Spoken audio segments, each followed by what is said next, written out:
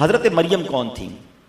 حضرت مریم حضرت عیسیٰ علیہ الصلوۃ والسلام کی والدہ ہے.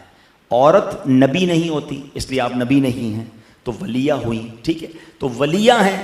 اب ان سے جو بھی ایسی بات ہوگی جو ہماری نارمل روٹین میں نہیں ہوتی تو وہ کرامت ہی ہوگی، معجزہ نہیں ہوگی. نبی سے ہو تو معجزہ ہے، ولی سے ہو تو کرامت ہے. ٹھیک ہے، میں اس لیے تھوڑا سا ایزی کر کے آپ کو سمجھا رہا ہوں.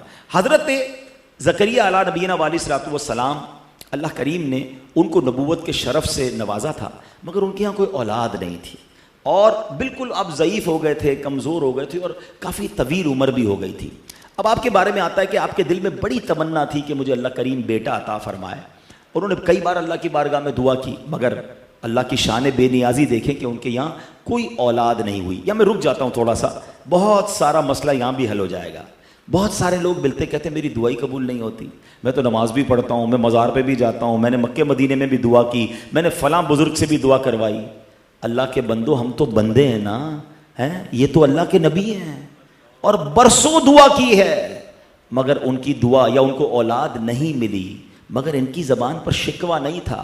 اس کا مطلب کیا ہوا کہ اللہ کریم کی بارگاہ میں اپنے نیک بندوں کو آزمایا جاتا ہے. دو باتیں ہمیشہ یاد رکھو، ایک تو رب پر بھروسہ کرو نا. کئی بار میں نے یہ اگزامپل دی ہے کہ ہم اپنے بچے کو بہت سارے موقعوں پر اس کی پسند کی چیز نہیں دلاتے، وہ رو رہا ہوتا ہے. کبھی گلا خراب ہو تو آئس کریم نہیں کھلاتے. کیوں نہیں کھلاتے؟ یار آئس کریم کھلائیں گے تو اور خراب ہو جائے گا، حالانکہ وہ رو رہا ہے. تو جب مجھے باپ ہو کر پتا ہے کہ بچے کو کب کیا دینا ہے، میرے مالک کو نہیں پتا مجھے کب کیا دینا ہے.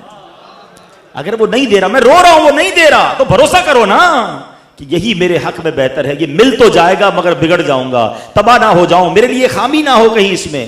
تو اب ایک تو بھروسہ.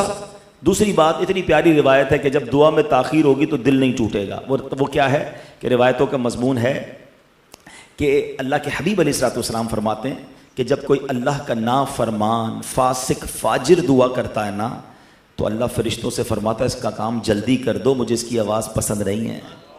اور جب اللہ کا کوئی پیارا دعا کرتا ہے نا، تو اللہ فرشتوں سے فرماتا ہے اس کا کام نہ کرنا، اس کو اور مانگنے دو، مجھے اس کا مانگنا پسند آ رہا ہے. اب سچ بتاؤ نا، میں ایک بار دعا کروں اور اللہ فرشتوں سے فرما دے کہ میرے بندے کا مانگنا پسند آ رہا ہے، اس کو اور مانگنے دو. ارے نہ ہو میری کوئی آرزو پوری، اگر میرے رب کو میرا مانگنا ہی پسند آ گیا تو اس سے اچھی میری زندگی وصول ہو گئی نا. تو بھروسہ کیا کرو رب پر، جلدی نہ مچایا کرو، شکوے نہ کیا کرو. میں حضرت زکریا اللہ کے نبی کی بات کر رہا ہوں.